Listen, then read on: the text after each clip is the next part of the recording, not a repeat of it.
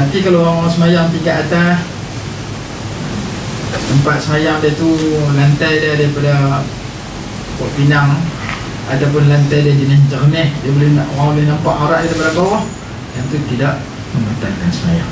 Itu maksud perkataan pihak atas dan keliling. Jadi aurat ini setiap yang wajib ditutup ataupun yang haram dilihat. Menutup aurat itu wajib dalam sembahyang dan disyaratkan mendahului sebelum sembahyang, kerana firman Allah yang berbunyi, ya bani Adam khuzu zinatakum inda kulli masjidin, surah Al-A'raf ayat 31. Wahai manusia, wahai seluruh manusia, wahai anak-anak cucu Nabi Adam, ambillah perhiasan kamu di sisi setiap masjid. Ambillah perhiasan, yakni tutuplah pakaian kamu, tutuplah diri kamu dengan pakaian, inda kulli masjidin, di sisi setiap masjid, yakni setiap kali sembahyang. Ayat 31 surah Al-A'raf ini mewajibkan kita tutup aurat setiap kali kita nak sembahyang. Begitu juga dalam surah Al-A'raf, surah yang sama, ayat 28, Allah menyebut tentang keadaan orang-orang musyrikin, orang-orang jahiliyah dulu. Wa idza fa'alu fahishatan qalu wajadna 'alaiha aba'ana, apabila mereka melakukan suatu perkara keji, mereka berkata kami dapati nenek moyang kami melakukan semikian. Kata Imam Ibn Abbas radhiyallahu anhuma, mereka tawaf di keliling Kaabah dalam keadaan tidak berpakaian. Itu adalah perkara fahisyah di zaman dulu, perkara keji yang keluar daripada, yang bercanggah dengan sesuatu yang diizinkan oleh Allah Subhanahu wa taala.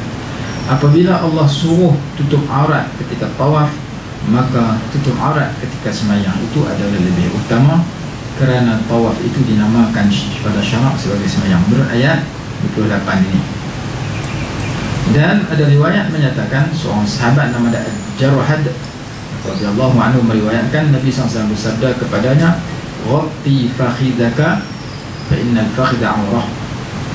Tutupkan pahamu, sesungguhnya paha itu adalah aurat. Hadis Imam Abu Daud dan At-Tirmidzi. Dalam riwayat yang lain, la tubriz fakhidak wa la tanzur ila fakhid hayyin wa la mayyitin. Jangan engkau memperlihatkan pahamu dan jangan engkau memandang kepada paha orang yang masih hidup ataupun orang yang telah meninggal dunia. Itu yang pertama. Wajib menutup aurat ketika sembahyang kerana Nabi SAW melakukan sedemikian, dan kerana Sayyidah Aisyah radhiyallahu anha meriwayatkan dalam sebuah hadis, Nabi SAW bersabda, la yaqbalullahu salata haidin illa bi khimarin. Hadis Abu Daud, At-Tirmidzi, Ibnu Majah wa Ahmad wal Hakim.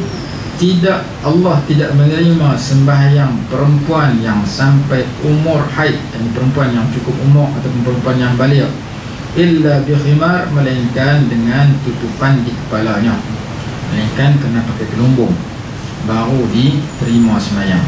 Apabila terbuka sedikit daripada auratnya sedangkan dia mampu untuk menutup auratnya, maka sembahyangnya tidak sah.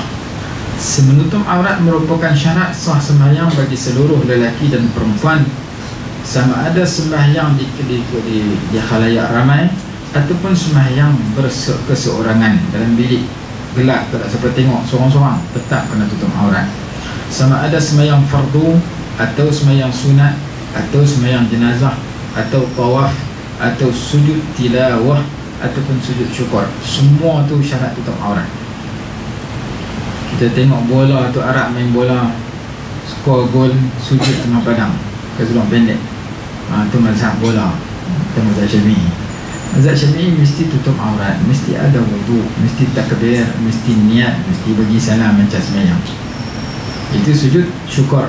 Sujud syukur ni bila digunakan? Ketika mendapat nikmat yang baru atau ketika tertolak daripada bala. Ada orang lepas sembahyang sujud, tanya apa siapa, dia kata aku dapat nikmat iman dan Islam kena sujud. Ulama kata sujud syukur ni ketika mendapat nikmat yang baru, bukan nikmat yang berterusan.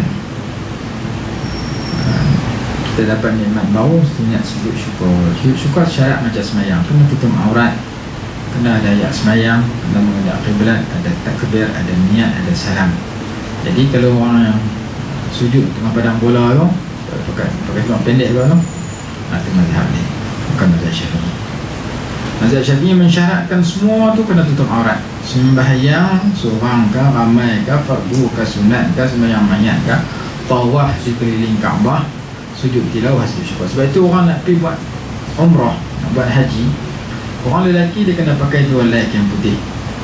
Kain putih yang dia pakai tu ada cara lipatnya, bukan sebarang lipat. Jadi kita kembak kain kita tu, kita buat cuci basah, kita kembak, kita tarik sampai ujung, kita pusing 2 kali, pusing sekali, baru kita gulung. Pasal apa? Pasal supaya kita berjalan atau berlari lagi, lutut kita tak terbuka. Kalau kita tarik, kita kembak gitu, kita pusing sekali, kita gulung terus, mesti terbuka. Biasanya gitu. Jadi cara pakai kain ihram bagi lelaki, dia kena lipat ujung ni dengan ujung ni, dia pegang, dia buat di belakang, pegang tu. Kemudian dia lipat bagi belakang ujung, dia pegang, dia tarik sampai ujung tu. Lepas tu dia tekan sini, sekali lipat, dia tekan buat dilok, 2 kali lipat, baru gulung. Barulah aurat dia tak terbuka ketika dia berjalan, ketika dia tawaf. Kerana syarat sah tawaf tutup aurat. Kalau sekali lipat gulung macam kain basah tu, terbuka. Jadi jalan nampak paha kau, nampak lutut kau. Ada cara nak pakai kain ihram. Kenapa? Kerana syarat tawaf macam sembahyang mesti tutup aurat, mesti berwudu, mesti tidak jauh daripada najis dan sebagainya. Sekiranya terbuka aurat seseorang yang sedang sembahyang, nescaya tidak sah sembahyangnya, sama ada yang terbuka itu banyak ataupun sedikit.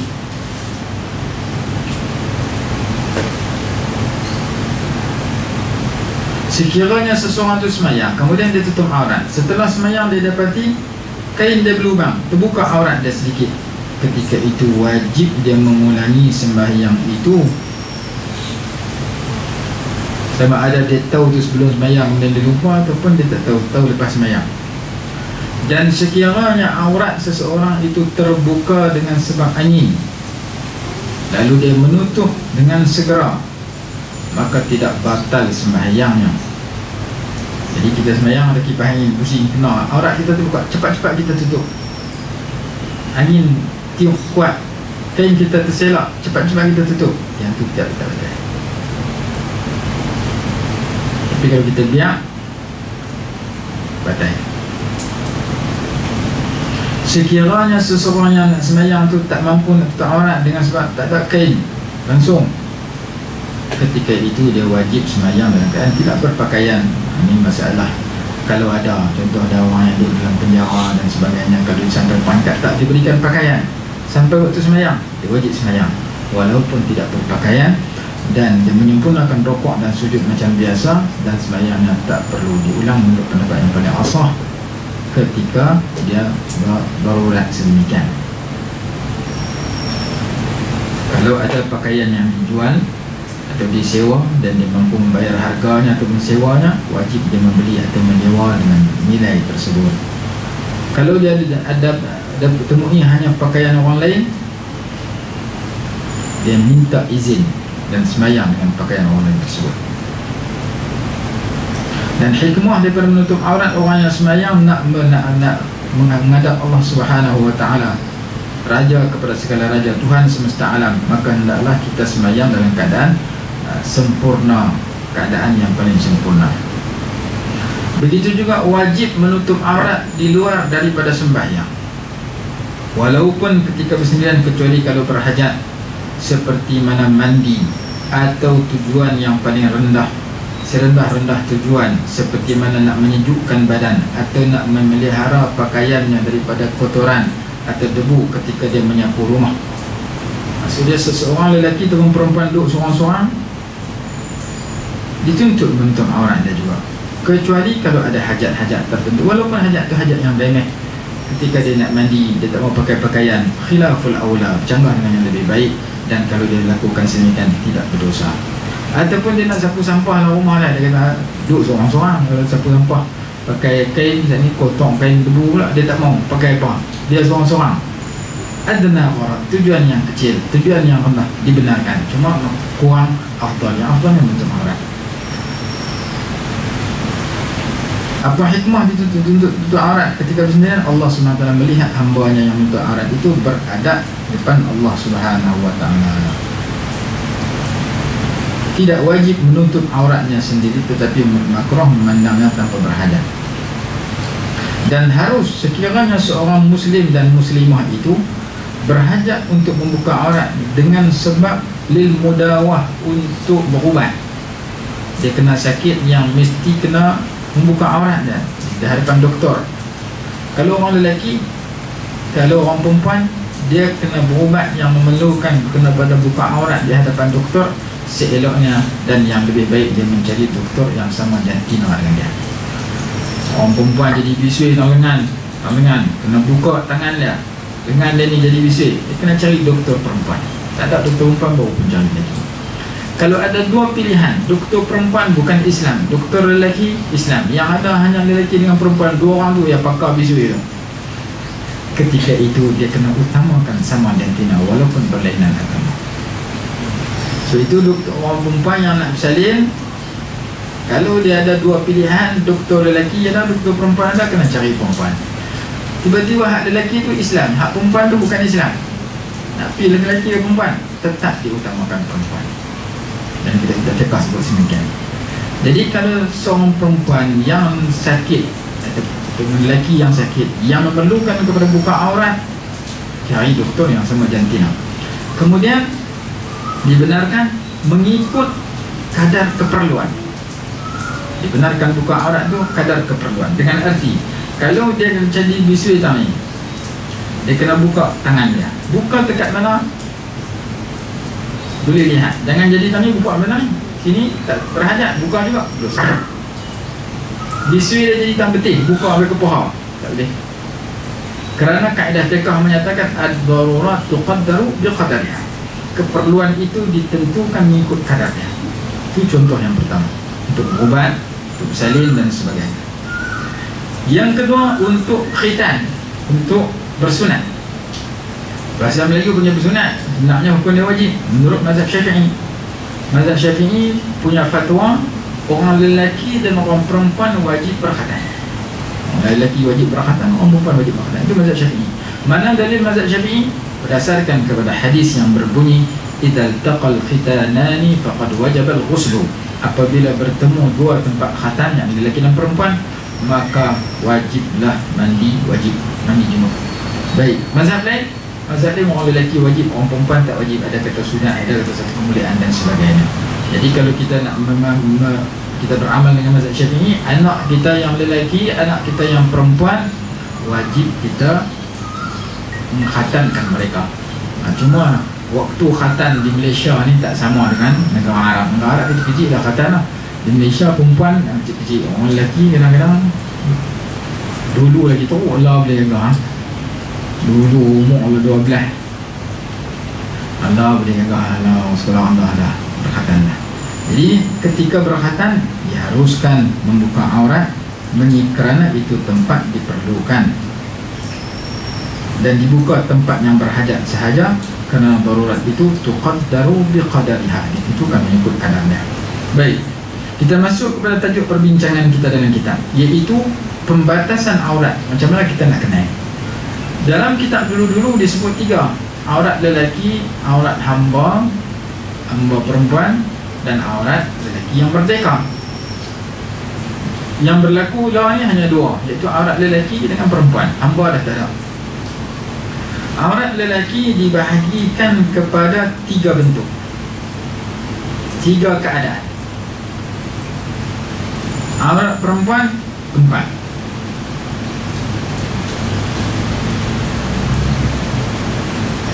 Aurat lelaki yang pertama di antara pusat dengan lutut. Di antara pusat dengan lutut ini istilah, tetapi menurut kebanyakan ulama, istilah itu bukan memberi pengertian bahawasanya hanya tutup di antara pusat dengan lutut, tetapi perkataan antara pusat dengan lutut itu mewajibkan kita menutup pusat dan lutut sekali. Antara pusat dan lutut, mana ayat itu berbentuk pusat tak wajib, lutut tak wajib. Tapi menurut kebanyakan ulama, berdasarkan kepada kaedah fiqh, ma la yatimmul wajibu illa bi fa huwa wajib, tidak sempurna yang wajib yang wajib, melainkan dengan sesuatu yang dekat dengan yang tidak wajib, maka bertukar yang dekat itu menjadi wajib. Maka menutup pusat dan lutut itu adalah wajib. Dalam kitab Mujarimi Alal Iqna', kitab fiqh, disebutkan bahawanya pusat itu wajib ditutup dan lutut juga wajib ditutup, termasuk di antara keduanya. Satu. Sebab itu anak kita kecil-kecil, kita ajak dia pakai seluar, kita ajak dia supaya seluar yang dia pakai, kain yang dia pakai itu bagi atas pada pusat, bagi dia biasa tutup pusatnya. Begitu juga bagi bawah pada lutut, bagi dia biasa tutup lutut dia. Kerana kedua-dua itu kalau terbuka, sembahyang tidak sah, bawah tidak sah, kerana kedua-duanya adalah tempat yang wajib ditutup. Jadi yang pertama, aurat bagi seorang lelaki itu adalah antara pusat dengan lutut. Berdasarkan kepada hadis Nabi SAW, auratul mu'mini ma baina surratihi ila rukbatihi. Aurat seorang mukmin yang lelaki antara pusatnya dan lututnya. Dalam kitab Matan Zubat kata, wa ghairu hurratin 'alaiha sutrah li auratin min rukbatin li surrah. Dan wajib ke atas lelaki dan hamba selain daripada perempuan yang merdeka itu menutup aurat daripada rukbah, daripada lutut sampai kepada pusatnya. Sebagaimana seorang lelaki wajib menutup antara pusat dengan lututnya, begitu juga kanak-kanak, walaupun kanak-kanak itu tidak memayyiz. Apabila kanak-kanak itu nak tawaf ataupun kita nak dukung kanak-kanak itu untuk tawaf, tawaf wajib tutup aurat, maka kanak-kanak yang nak tawaf mesti tutup aurat, mesti tutup antara pusat dengan lutut. Bilakah aurat lelaki di antara pusat dengan lutut? Yang pertama, ketika sesama lelaki. Yang kedua, ketika bersama mahram perempuan, sama kakak dia, adik dia, mak dia, mahram dia, perempuan yang haram berkahwin dengan dia seumur hidup selama-lamanya, antara pusat dengan lutut. Mak mentua ya, yang tu antara pusat dengan lutut. Wajib dia tutup dalam semayang, wajib dia tutup di luar semayang. Adapun yang kedua, lelaki dengan perempuan-perempuan asing yang boleh berkahwin dengan dia, yang tu aurat jenis yang kedua, iaitu tidak harus perempuan memandang kepada lelaki selain daripada muka dan kedua tangan. Dengan arti lelaki depan perempuan asing kena pakai baju, pakai baju tangan pendek, tak apa, tapi baju kena pakai. Perempuan yang boleh berkahwin dengan dia. Dan haram memandang, haram bagi perempuan memandang kepada lelaki sehingga akan kepada wajah, kalau pandangan dia itu pandangan yang menaikkan syahwatnya. Dasarkan kepada firman Allah dalam surah An-Nur ayat 31, wa qul lil mu'minati yaghdudna min absarihinna wa yahfazna furujahunna. Dan katakan kepada perempuan-perempuan yang beriman, hendaklah mereka menundukkan pandangan mereka dan memelihara kemaluan mereka. Ayat 31 surah An-Nur melarang perempuan memandang lelaki kalau pandangan itu dengan merangsangkan syahwatnya.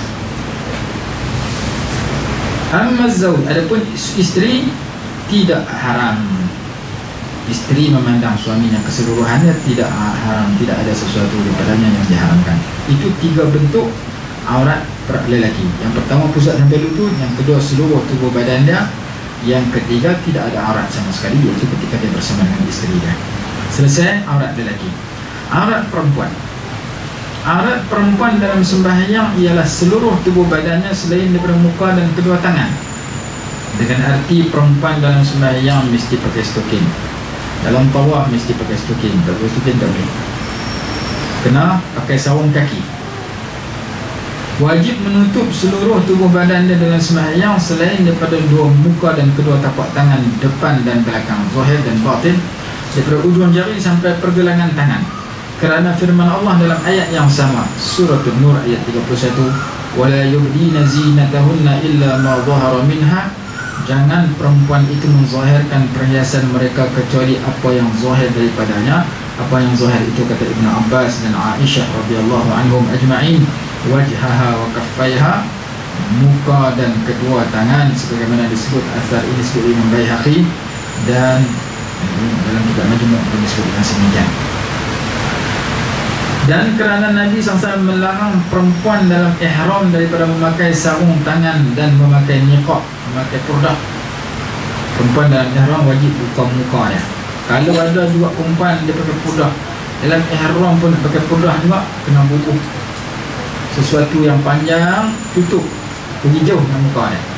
Setengah perempuan dia pakai topi, topi dia ikat tu, ada depan tu banyak, dia tutup di situ, yang tu baru boleh.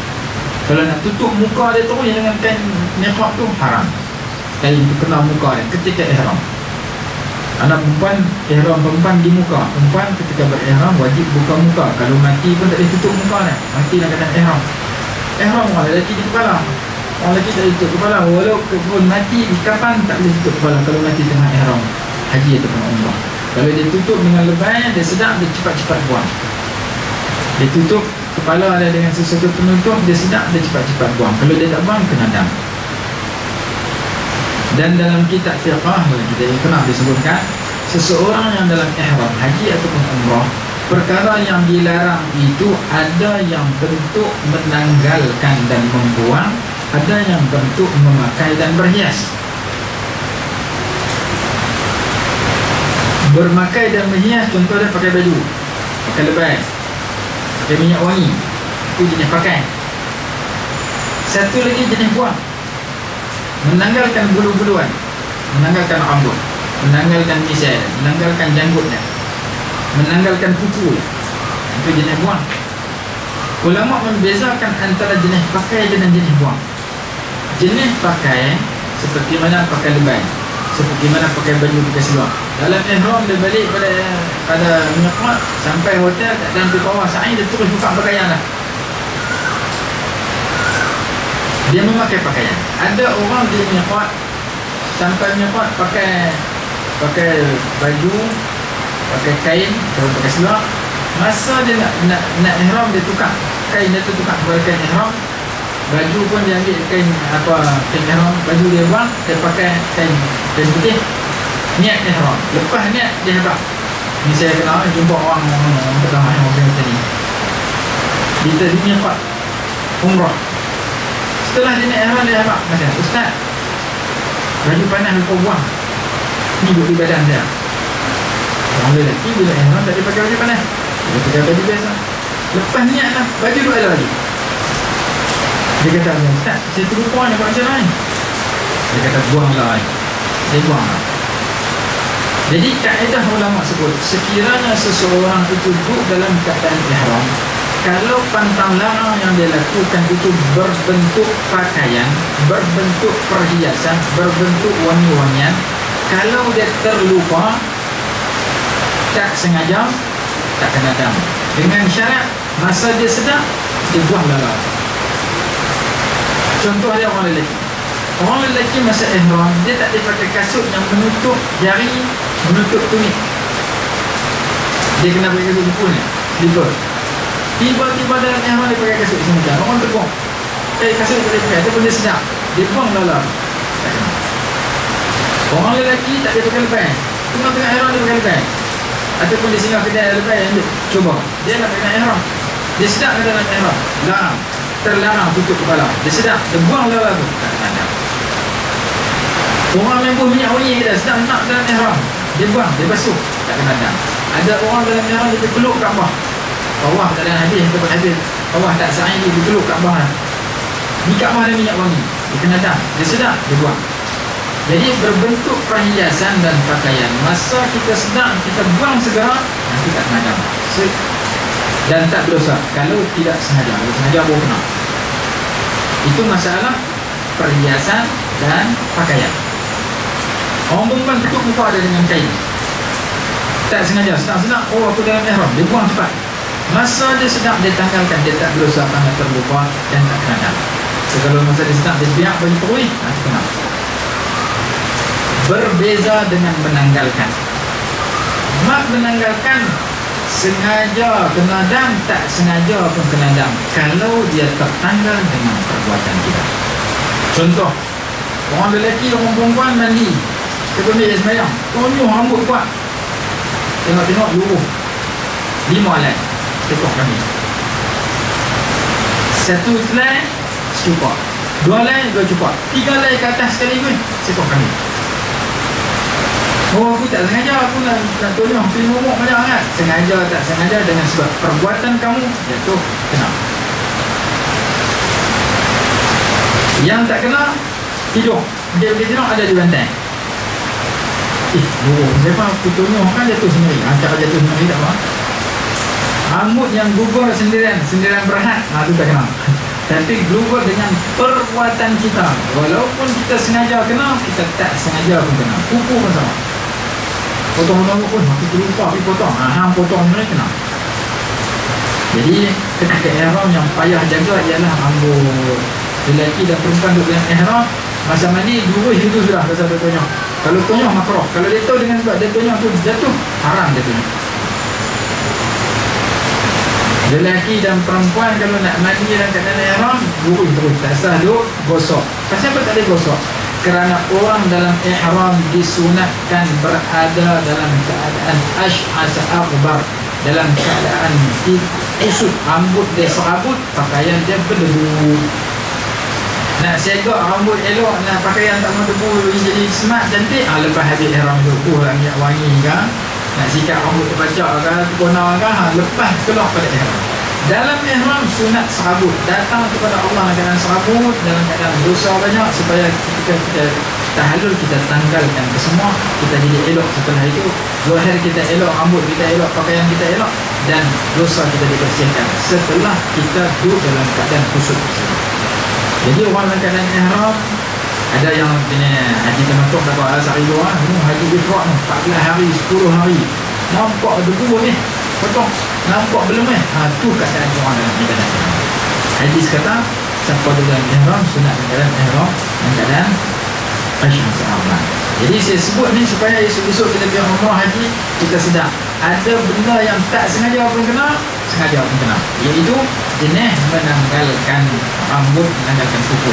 Ada yang tak sengaja baru kena, tak sengaja cepat kita sedar, kita buang tak kena. Yang itu jenis berpakaian, jenis pakaian wangi dan sebagainya.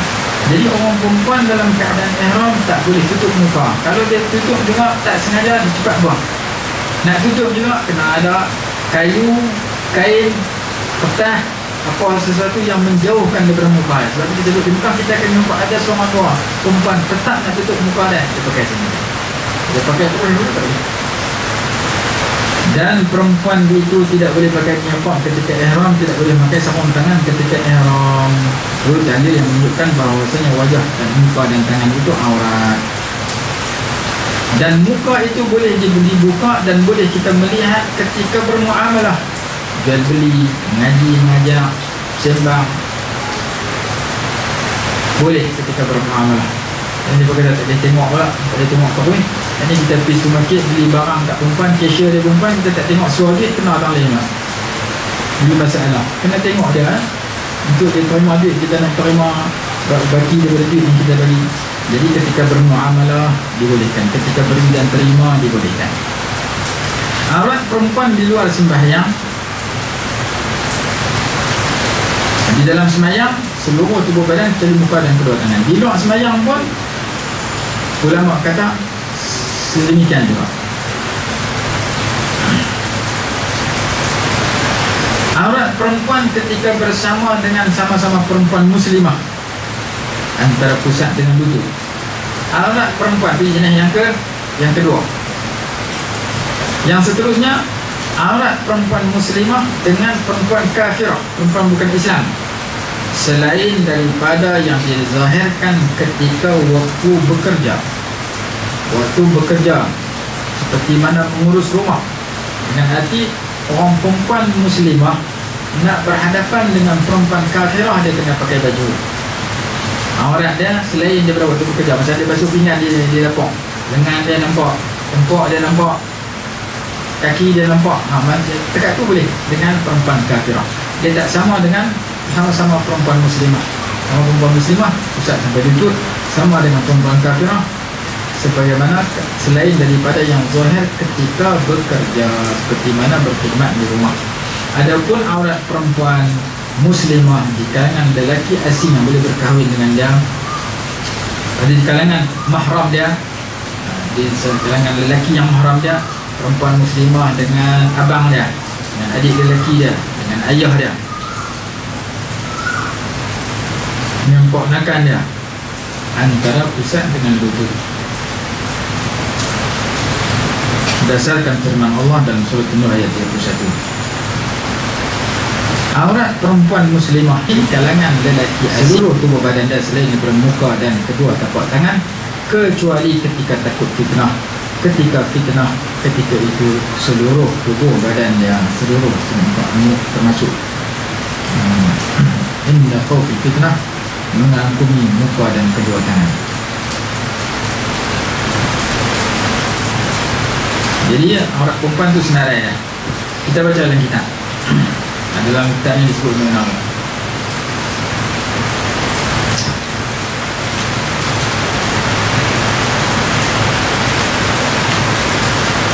Sikit lagi kita tambah. Kita baca ni tu, kita tambah lagi. Aurat lelaki itu merdeka. Lelaki merdeka kita, mana yang bukan hamba. Hamba tak ada hamba. Atau ia atau hamba. Hamba pun sama. Maka iaitu yang pertama, barang yang antara pusatnya dan lututnya. Ini yang jenis pertama, aurat lelaki yang merdeka ataupun lelaki yang hamba. Jenis yang pertama antara pusat dengan lutut, pusat hingga lututnya. Bila? Jika di dalam sembahyang.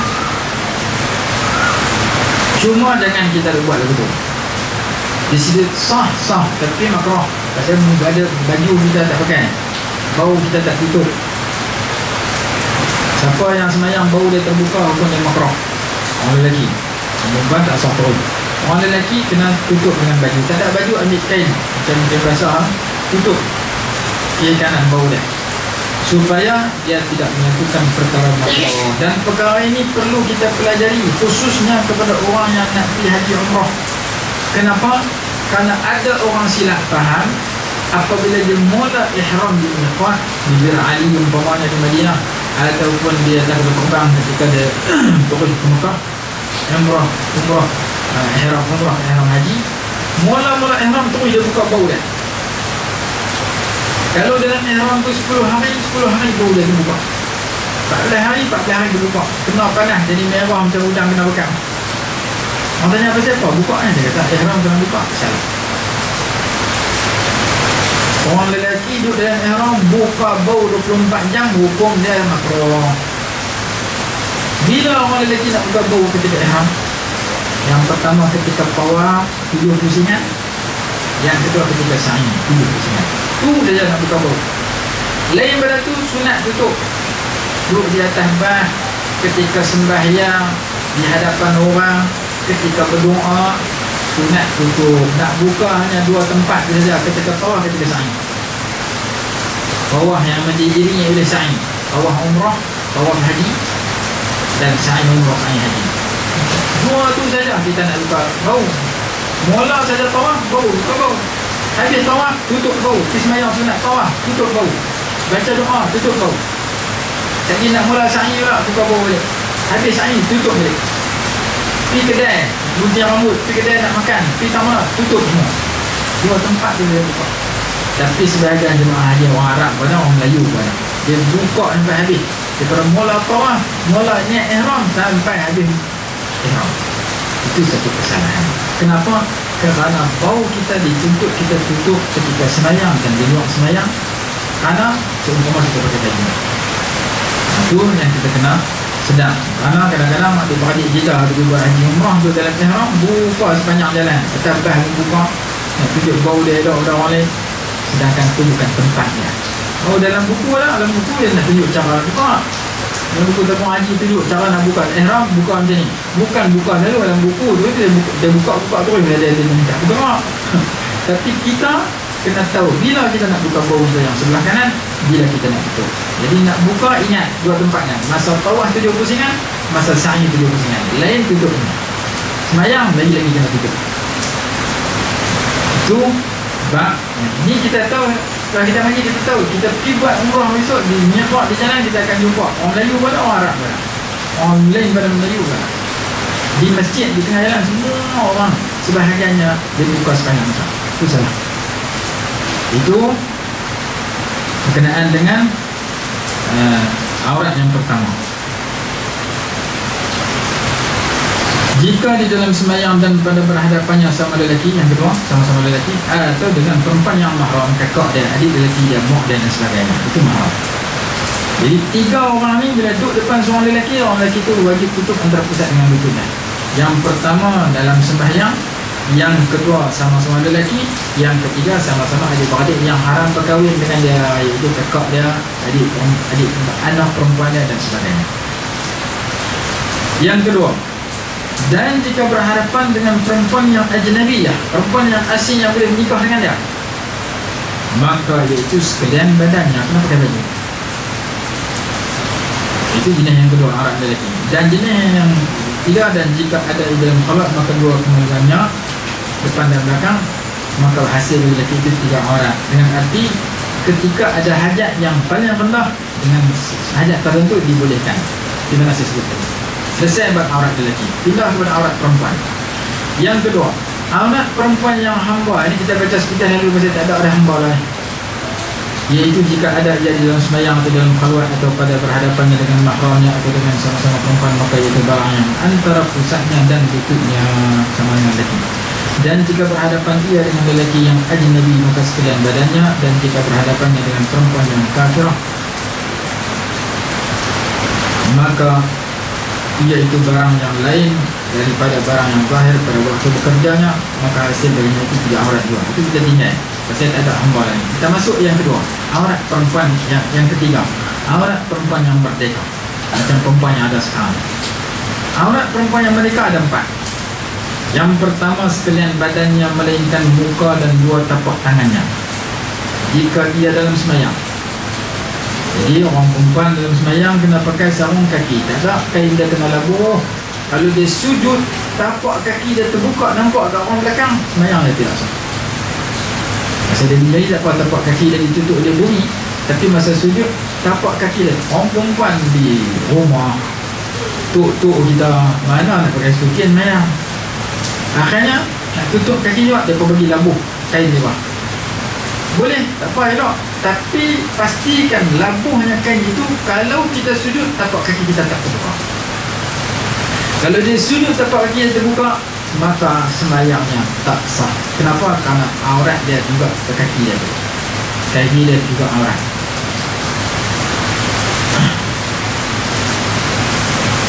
Dan 2 tapak tangannya jika ada dalam sembahyangnya. Habis. Dan jika berhadapan dengan lelaki ajnabi, lelaki yang boleh berkahwin dengan dia, orang asing, maka iaitu sekalian badannya, melainkan muka dengan kedua tangan, ringkas. Dan jika berhadapan dengan sama-sama perempuan atau di dalam khalwat atau pada hadapan lelaki yang mahram, lelaki yang mahram, abang dia, adik lelaki dia, ayah dia, anak-anakan dia, maka iaitu barang yang antara pusat dan lututnya. Ialah yang ketiga. Dan jika berhadapan dengan perempuan kafirah, perempuan yang bukan Islam, dia duduk kerja dengan ahmoy yang dengan kumari, dia Islam, perempuan bukan Islam duduk dengan dia, bila masa-masa aurat dia macam mana? Iaitu barang yang lain daripada barang Tuhan pada waktu bekerja.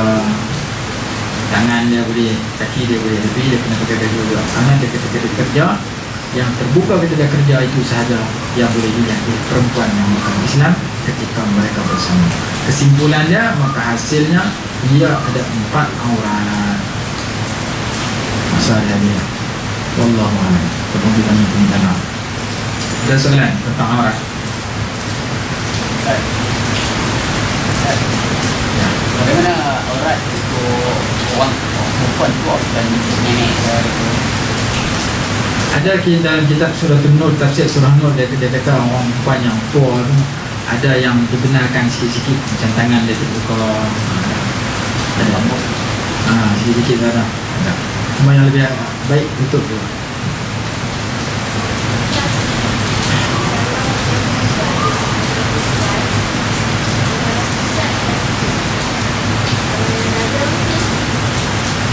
Mana tak haram kalau buka, tapi seeloknya tutup lah maksudnya. Bukan ada, wah ini boleh breaking kot, siap melucut je lah, ni mahal. Maksudnya kalau dia terbuka, contoh dia nak bagi susu ke anak dia di hadapan perempuan yang lain, tak haram. Dia tak berhajat jangan buka.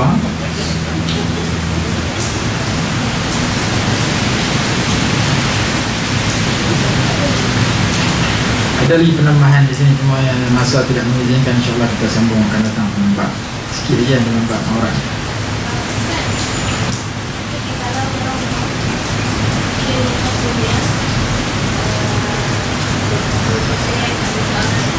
Dengan suami, suami tak apa, suami tak apa, dua-dua tak pakai apa tak apa. Kerana aurat lelaki dengan suami dengan isteri halal. Yang dia anak ada sudah. Ada sayang. Jadi tadi jebak tadi kan. Jebak tu. Jaga kalau orang tak buka langsung dia. Makruh, tak dapat pahala sunat. Sunat itu sunat. Kau tu sunat. Hari. Dalam keadaan ihram, kalau kita buat salah lah, tiba-tiba kita tengok dia, dan sepatutnya dia kena contoh yang macam ni lah, ada pengalaman 2 tahun dah. Ya. Jadi kita sampai utama di Mekah tu nak tiba umrah, orang ramai turun kat lobi lah. Saya nampak seorang jemaah ni dia pakai kasut lah, dia pakai seliput tapi dia pelabur ke depan. Itu jari. Itu jari. Yang saya tengok dia, baru dia sedap. Tapi dia naik masa, dia naik bilik atas tu baru balik. Sana. Tadi dia kena segera lala tu. Lala tu. Itu ada masa tu mana dia kena ada. Kalau dia tak tahu, ada tahu lah kan. Yang tu kena tengok lagi pasti yang tu tak pasti masalah dia tu. Kerana Baghdad ni dia halus sikit, dia ada 4 jenis dam, ada yang boleh tukar, ada tak boleh tukar. Bukan ada dam terus kambing tak, ada yang boleh tukar. Tak mau pergi kambing, boleh pilih yang lain. Ada yang tak mampu kambing, baru pilih yang lain. Mampu, tak boleh tukar. Jadi jenis pakaian tadi boleh tukar. Tak boleh kambing, tukar kepada 6 orang pakai miskin. Jadi 6 orang. Tak lama tu, puasa dia hari. Tak semestinya kambing. Jenis kambing 3 kali buat, 3 ekor kambing habis RM5,000. Ada yang mesti kambing, tak boleh tukar. Ada juga. Contohnya dam meninggalkan tawaf wada', itu kena kambing. Ataupun batalkan tawaf wada', habis tawaf wada' pulang-pulang pergi beli barang pula. Orang dia murah, ni aku tak beli, beli batal tu tawaf. Kena kambing sekor. Itu nak tukar boleh. Jadi nak pakai kasut tadi ni, dia tak mau kambing, dia boleh tukar kepada yang lain. 3 pilihan. Boleh.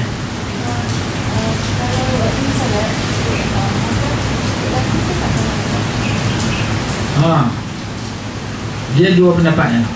Kalau menurut mazhab Syafi'i, orang perempuan ketika sembahyang diwajibkan tutup dagunya. Kenapa? Kerana had muka ketika mengambil ayat sembahyang tulang. Jadi bila had tulang yang masuk muka, dia kena lebih dari sini, had dari sini. Bila sembahyang, had dari sini juga kena tutup. Kalau orang perempuan buka nampak sini, menurut mazhab Syafi'i tak boleh. Jadi mazhab Syafi'i dia ketat sikit, dia kena tutup. Ada pendapat mazhab yang membenarkan, Hanafi ataupun Maliki, dia kira tu dimaafkan ataupun baluah.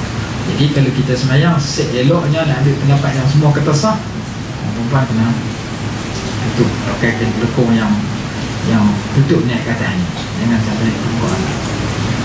Itu lebih baik.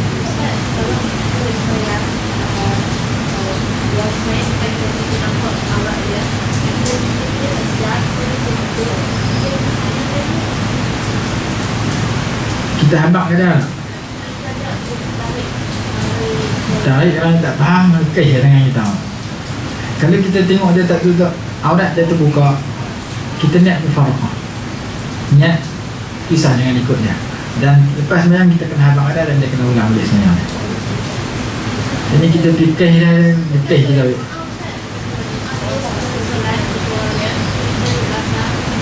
Oh, kita tak sembahyang ni. Kita habaq, dia habaq bagi dia berhenti. Dia kena berhenti, tutup aurat, sembahyang dia. Jadi kalau dia tengah sembahyang, kita tak sembahyang, kita pergi habaq, dia suruh dia berhenti. Abang kata aurat kamu terbuka, kamu kena tutup. Macam kita nampak ada najis kan, tapi habaq ni lebih ada habis seorang penat, kita kena ulang ni tak. Habaq lah. Nak pergi semayang ni kena azan. Berhenti dulu tu. Beri salam tu kalau tempatnya. Kalau mau bukan tempatnya berhenti. Salam lepas tasyahud. Kalau berhenti tengah rokok, tengah qiyam, berhenti tu itu.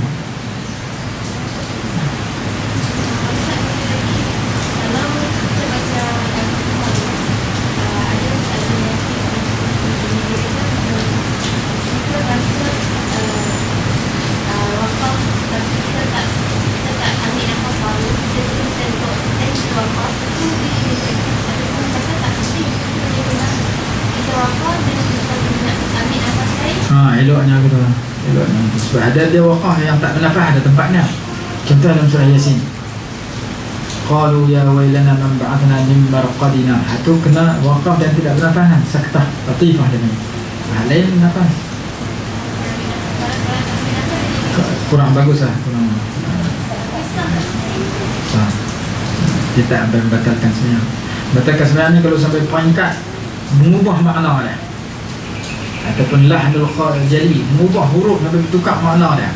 Kalau lahnul khafi, kesalahan yang tak sampai mengubah makna, panjang pendek dibaca panjang, yang tu taklah sampai batalkan maupun makruh. Jadi yang batal ni sampai mengubah makna, kadang-kadang mengubah huruf. Siratal ladzina an'amtu alaihim, ti alaihim, ta jadi tu, ti. Tu batal tu. Ataupun ada orang dia baca ghain, Bismillahirrahmanirrahim, ra jadi ghain, wasak tu ghain, jadi tak iman lah tau. Yang tu sampai peringkat lahnul jadi kesalahan yang faham. Jadi kesalahan yang macam waqaf, kesalahan mat panjang baca pendek itu panjang, yang tu nama lahnul khafi, kesalahan yang tersembunyi, kesalahan kecil, hukum dia makruh. Ada sampai peringkat haram itu tak mahu. Wallahualam. Bismillahirrahmanirrahim. Alhamdulillahirabbil alamin. Wassalatu wassalamu ala sayyidina Muhammad wa ala alihi wasallam. Allahumma anfa'na bima 'allamtana wa 'allimna ma yanfa'una warzuqna ilman yanfa'una rahmatuka ya arhamar rahimin. Rabbana atina fid dunya hasanatan wa fil akhirati hasanatan wa qina 'adzaban nar. Sallallahu ala sayyidina Muhammad wa ala alihi wasallam. Allah